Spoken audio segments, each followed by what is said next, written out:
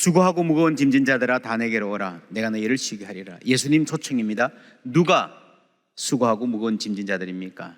아니, 사실 누가 아닌 사람이 있습니까? 라고 물어야 할 것입니다. 세상 모든 사람이 무거운 짐 지고 오늘도 수고로운 발걸음을 옮기고 있습니다. 예수님의 초청은 복음입니다.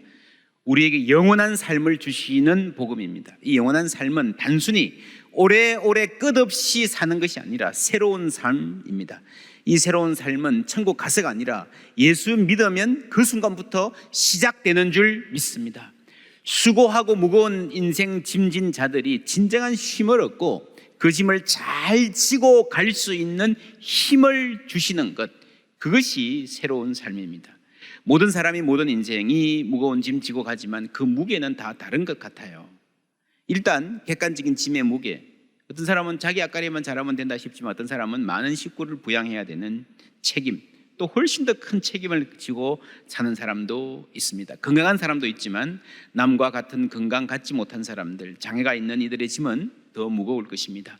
이에 더하여 인생 짐의 주관적인 무게 또한 다 차이가 있습니다. 똑같은 짐을 져도요 더 무겁게 느끼고 힘겹게 살아가는 사람들 있습니다.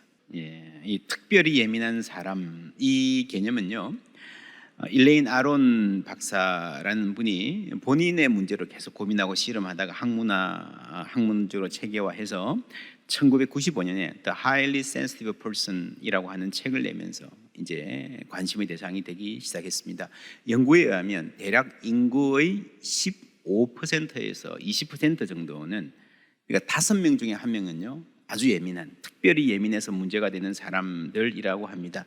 생각이 너무 많아서 다른 사람들은 그냥 이렇게 지나가는 이야기도 막 마음에 들고 혹시 내가 잘못했나, 혹시 이러면 어떡하나, 이런 스타일이지 않습니까? 예수님께서 수고하고 무거운 짐진 자들아 다 내게로 오라 하시고요, 내가 그 짐 다 대신 져줄게 하지 않으시고 내 멍에를 메고 내게 배우라라고 말씀하셨습니다. 여러분, 우리는 배워야 됩니다. 예수를 믿기만 하면 내 모든 인생의 짐이 뿅 하고 다 사라지는 것이 아니라 어떠한 신비한 힘이 나를 공중부양해가지고 저 높이로 올려다 놓는 게 아니라요, 내 발로 거기에 올라갈 힘을 주시는 거예요. 하박국 3장 19절 말씀 함께 읽습니다. 주 여호와는 나의 힘이시라. 나의 발을 사슴과 같게 하사 나를 나의 높은 곳으로 다니게 하시리로다. 아멘. 하나님이 힘이 되시면 내 발이 사슴같이 돼서 높은 곳에 쳐다보기도 힘든 입에 내 발로 올라갈 수가 있게 된다는 말입니다. 이게 주님이 주시는 힘이고요, 이것을 우리가 성경을 통해서 배워야 됩니다. 성경을 보면요 아주 다양한 사람들이 나오고 그 각자 다양한 사람들을 하나님이 사용하시는데 예민한 사람들도 많이 나옵니다. 대표적으로 디모데, 내가 밤낮 간구하는 가운데 쉬지 않고 너를 생각하여 청결한 양심으로. 그러니까 바울이 디모데를 생각하면 딱 떠오르는 두 가지 이미지가, 하나는 청결한 양심, 깨끗한 순백의 그런 어떤 생활 태도입니다.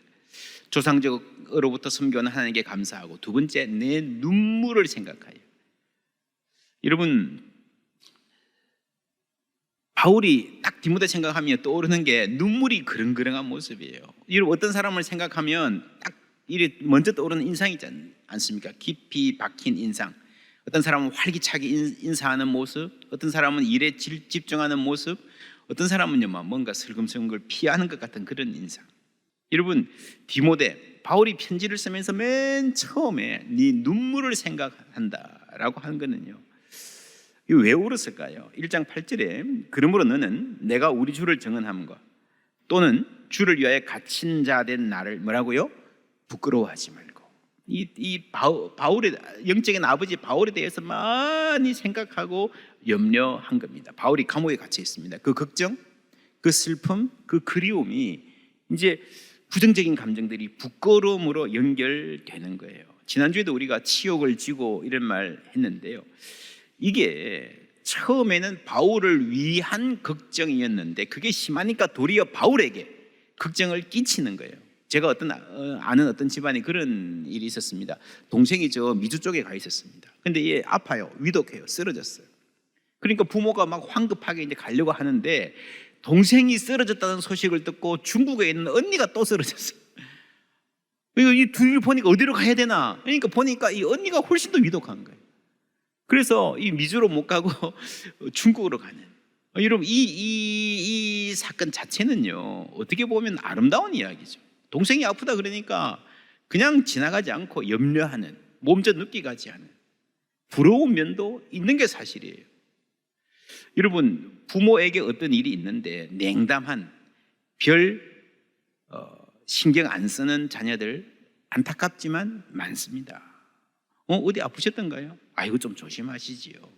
그리고 넘어가는 나쁜 놈들 많아요. 이런 무정한 놈들, 냉담한 놈들에 비하면요, 아버지를 생각하고 눈물 마를 날이 없는 아들 얼마나 장하고 기특합니까? 그런데 본인은 힘들어요. 그러니까 아버지도 걱정입니다. 저게 또 어디서 울고 있을까?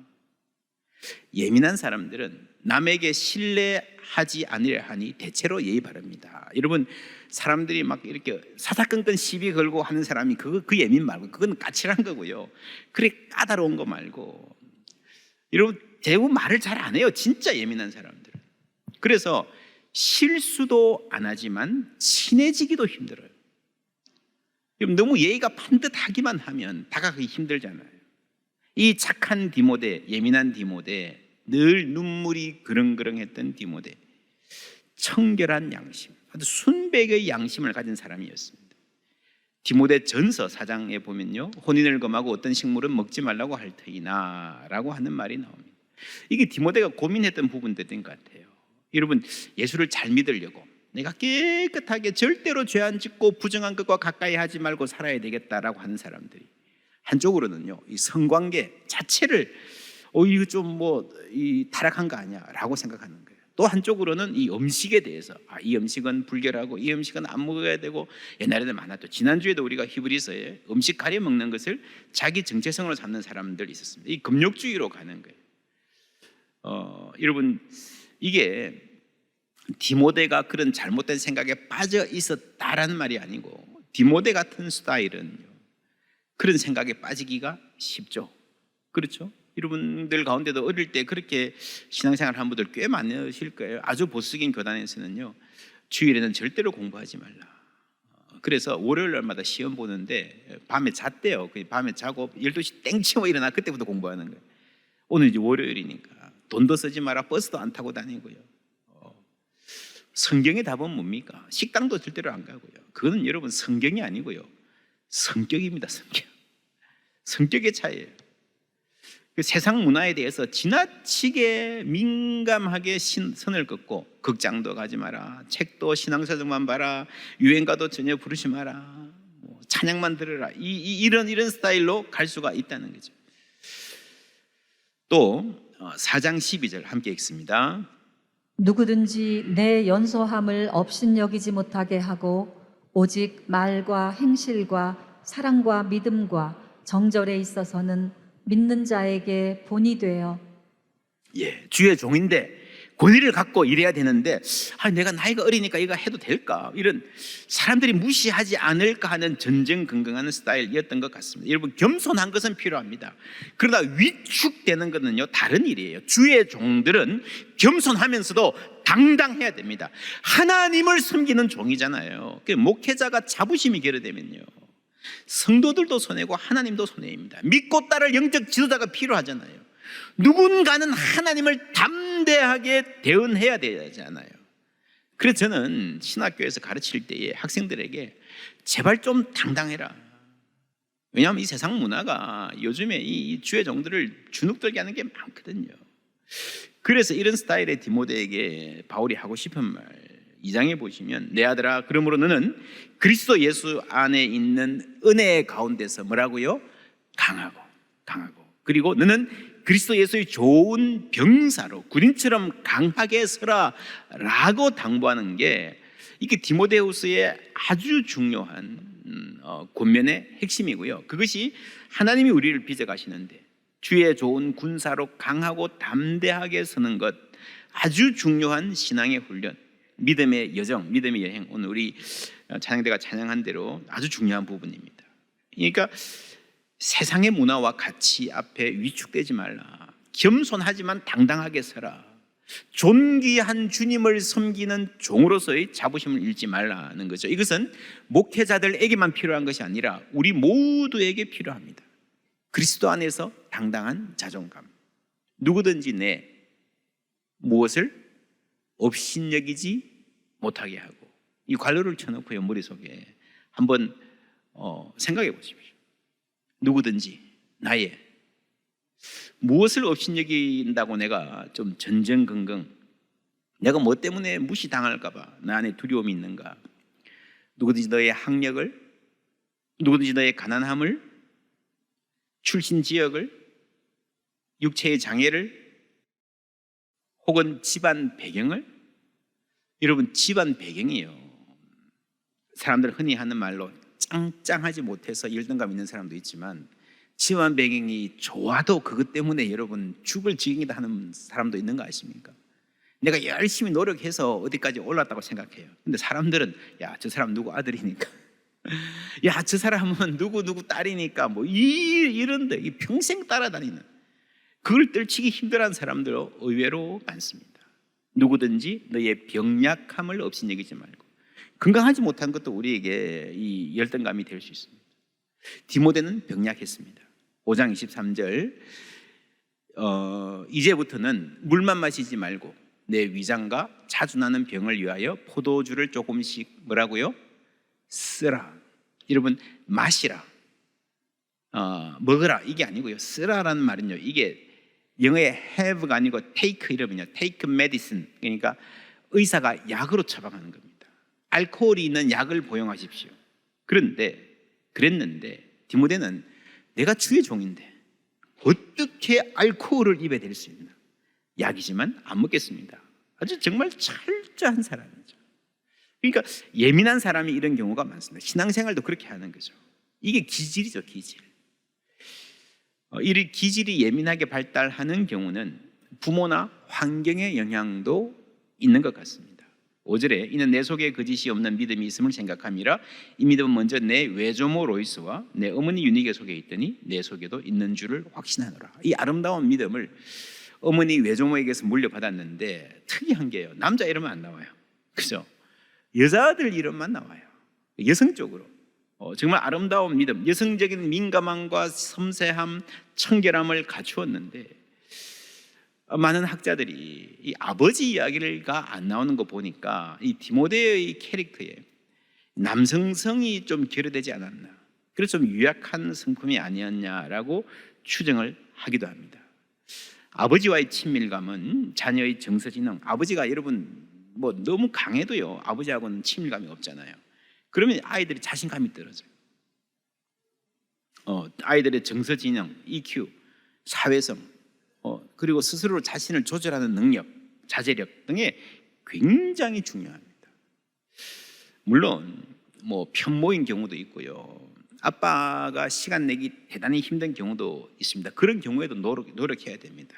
요즘은 특별히 학교 가도 여선생님들이 많잖아요, 아이들 저학년 때. 그게 어느 정도의 불균형이 있을 수 있다라고 우리가 생각을 해야 됩니다. 남성성, 여성성이 다 필요하거든요.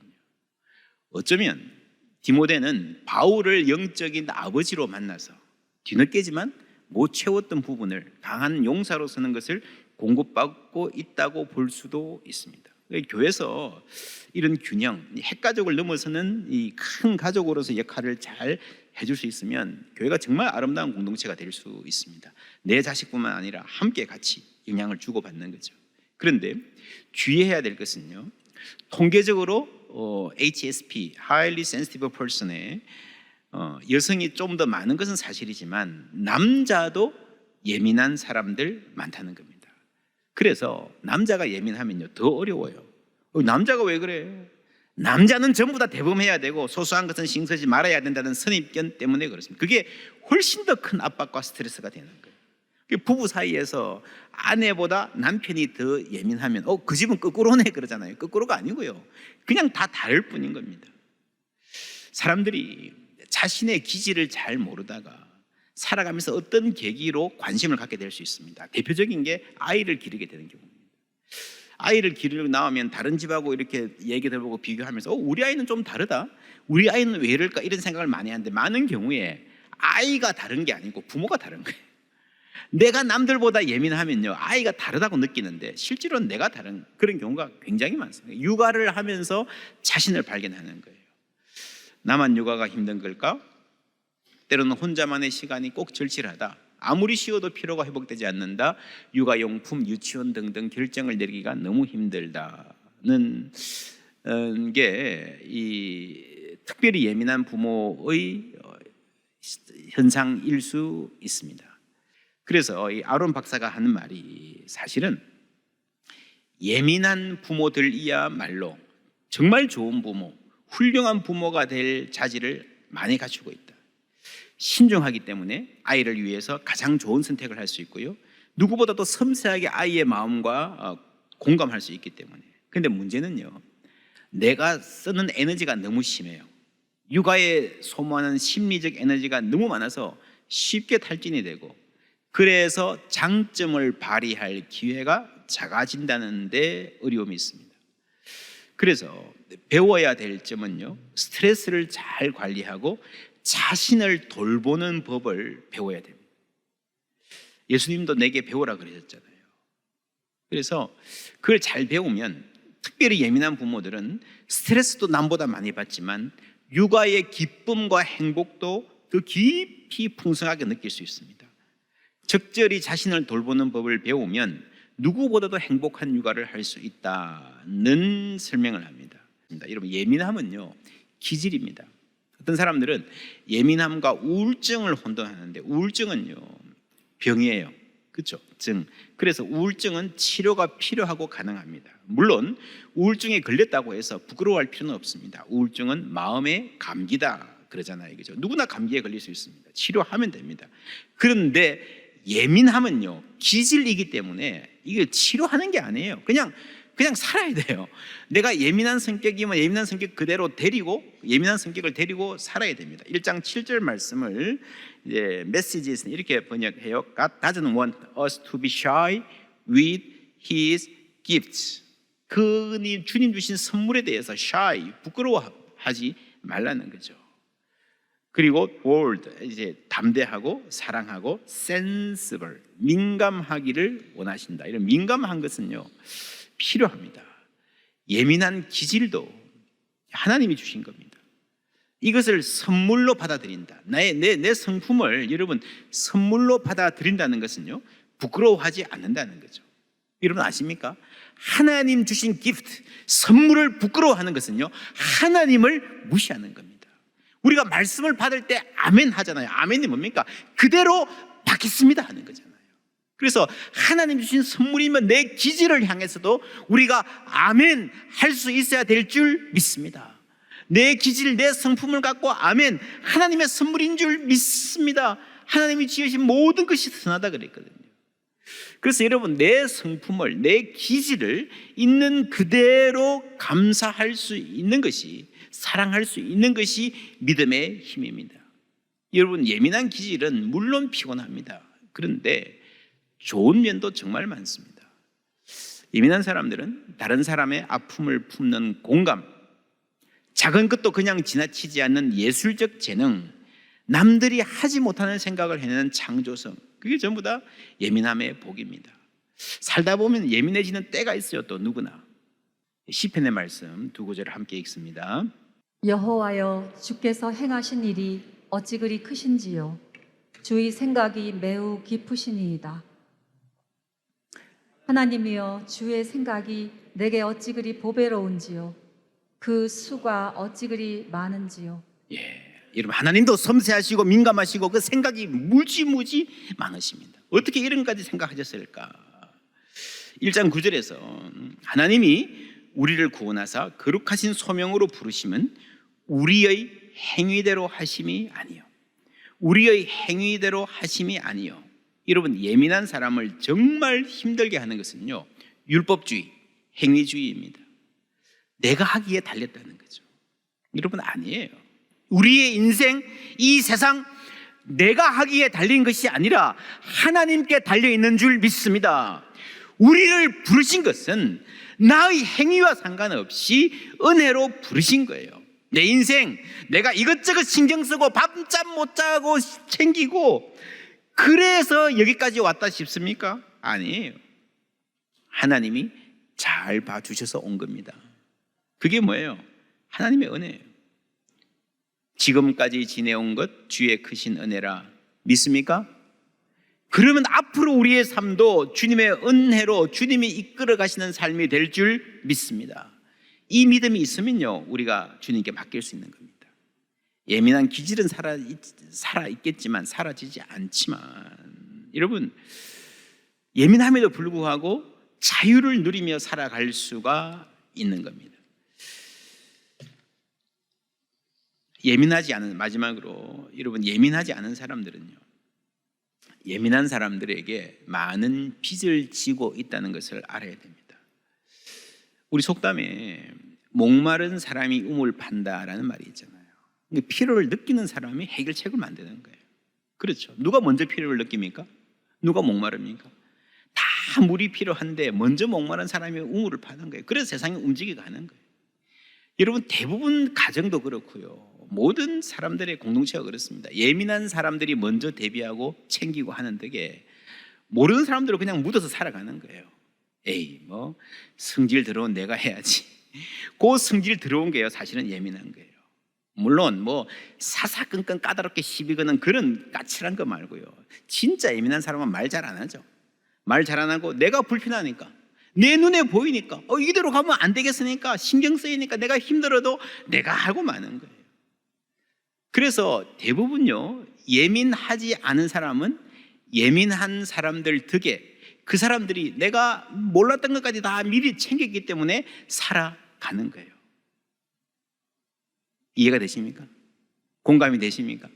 나는 그런 적 없는데. 그러니까 둔감한 거예요. 잘 생각해 보세요.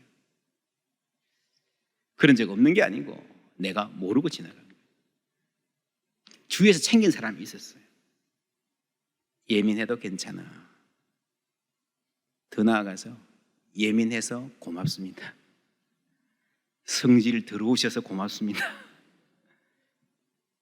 우리는 서로가 서로에게 빚지고 살고 있습니다. 여러분, 그걸 아는 게 철이 드는 거예요. 내가 잘나서 사는 게 아니고요, 서로가 서로에게, 그리고 하나님의 은혜로 우리가 살아왔습니다. 그 하나님의 손 안에서 우리가 함께 빚어져 가는 것, 다른 사람들이 만나서 서로를 사랑하고 존중하면서 함께 빚어져 가는 것, 그것이 은혜인 줄 믿습니다. 달라도 괜찮아. 여러분, 다름이 축복입니다. 예민해도 괜찮습니다. 왜 괜찮은가? 왜 괜찮은가? 우리 인생의 목적이 중요해요. 우리 인생의 목적이 뭡니까? 그리스도인들은 솔리 데오 글로리아, 오직 하나님께 영광입니다. 그렇죠? 오직 하나님께 영광. 하나님께 영광 돌리는 삶을 살 수 있으면 잘 사는 거예요. 예민한 사람들은, 그렇지 않은 사람들이 하지 못하는 방식으로 하나님께 영광 돌리는 삶을 살 줄 믿습니다. 그리고요, 그런 사람은 반드시 예민하지 않은 사람들이 모르는 깊은 은혜, 하나님의 섬세한 터치하심, 그것을 알아가는 영성이 개발될 수 있습니다. 우리 서로 받은 그 기쁨 알 사람이 없도다. 할렐루야. 이런 민감함 우리에게 주시기를 바랍니다. 내가 말로 다 못해도 하나님이 나와 함께 하심을 알고 신뢰하고 든든히 붙잡고 살아가는 사람. 그래서 내가 좀 예민하지만, 좀 특별한 돌봄이 필요하지만, 내 인생 전체는 더욱더 견고한 반석 위에서 하나님께 영광 돌리는 삶을 살 수 있을 줄 믿습니다.